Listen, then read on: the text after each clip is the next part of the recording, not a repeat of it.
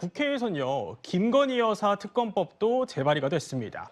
문재인 정부 때 서울중앙지검장을 지냈던 이성윤 민주당 의원이요, 김건희 종합특검법을 대표로 발의했습니다.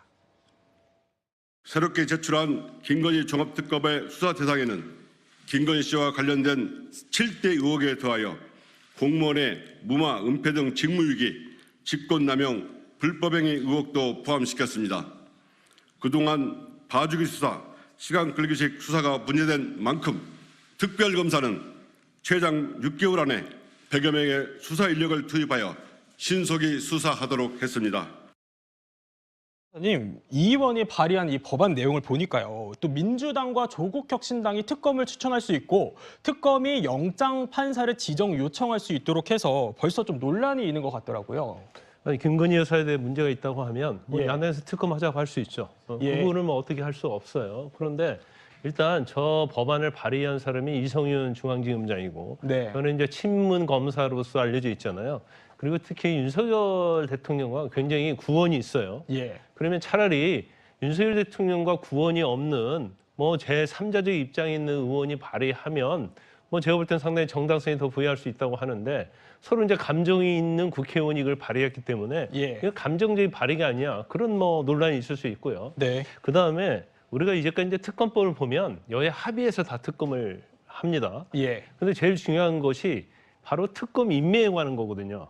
특검이 어떤 성향을 가지냐에 따라서 특검의 결과가 달라질 수 있어요. 예. 그러면 특검을 하는 이유는 뭐예요? 가장 공정한 수사를 하기 위해서 특검 제도라는 게 있는 거 아닙니까? 네. 그런데 지금 법을 보면 민주당과 조국당이 특검 후보자를 추천할 수 있게 돼 있단 말이에요. 다른 데서 할 수가 없어요. 국민의힘 할 수가 없어요. 그러면 결과적으로 친명 성향을 가지고 있다랄지 친조국 성향을 가지고 있는 특검이 임명될 것이 거의 100% 아닙니까? 그러면 과연 아무리 김건희 여사가 잘못했다 하더라도 이 특검이 공정하게 이루어질 수 있는가, 이런 문제 또 하나 있고요. 예. 그다음에 특검의 영장 판사 지정도 요청할 수 있다, 이렇게 돼요. 아니, 대한민국 법이랄 때 세계 법에서 어떻게 검사가 영장을 발부 여부를 결정한 판사를 결정을 합니까? 예. 요청을 합니까?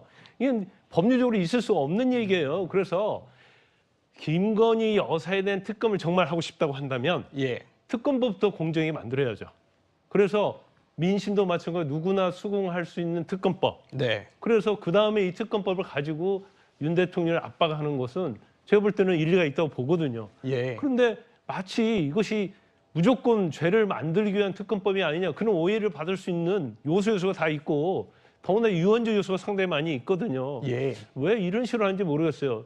뭐 특검법 만드는 것 자체에 대해서는 저는 뭐 문제가 있다고 보진 않아요. 예. 왜냐하면 많은 의혹들이 있고 또 국민들이 그 의혹을 해결되기를 바라고 있기 때문에. 그렇지만 그렇게 하려고 하면 어떤 법의 공정성, 그런 것들이 보장이 된 전제로 해서 특검법을 밀어붙여야 한다, 이렇게 봅니다.